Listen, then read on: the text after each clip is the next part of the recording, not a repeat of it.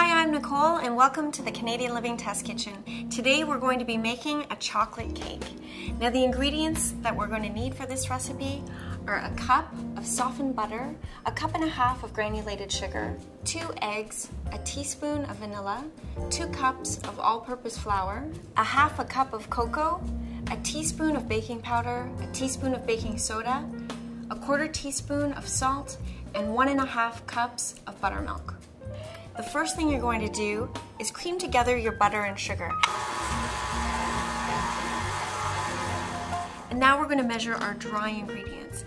So I have my 2 cups that I've already measured, and I'm going to add into that my baking soda, my salt, my powder, and my sifted cocoa. And I'm just going to whisk those together. Now this is also an important step. You want to keep your dry ingredients separate from your wet ingredients. And now my butter and sugar are creamed. I'm going to add my eggs. And then I'm going to add the vanilla. And I'm going to wait until this is nice and creamed. So I'm going to add the cocoa flour mixture, just 1/3 of it, and half of the buttermilk. Now I really like to use buttermilk because it's low in fat, but it also keeps a very moist cake.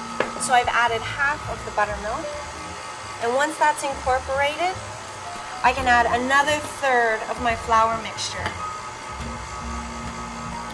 Now if you weren't to do this, you would really end up with a cake that wouldn't rise as much and have a much denser texture. And then the rest of the buttermilk. And now we're going to add the final amount of flour mixture. And when my batter is nice and smooth, it's ready to go into my prepared pans.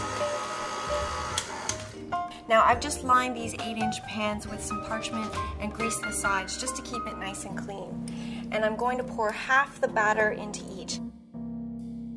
And then I'm just going to smooth out the top very gently with my spatula.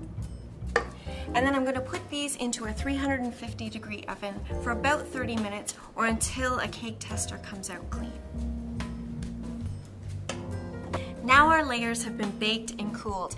Now you can just eyeball this with a serrated knife, but a really nice way to keep a clean edge is to put toothpicks halfway up the side of the cake at regular intervals and just use them as a guide.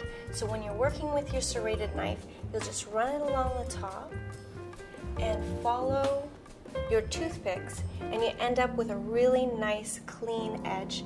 So I've put my first layer onto my cake plate. I'm going to add my filling. Now today we're going to be using a chocolate icing for the whole thing. And you want about 1/3 of a cup that you're going to use in between each layer. And I'm just going to spread this around and just adding each layer on top. I like to use pedestals just because then you can twist it around. And again, with the top layer, just like this. So I'm going to just cover this whole thing in chocolate icing.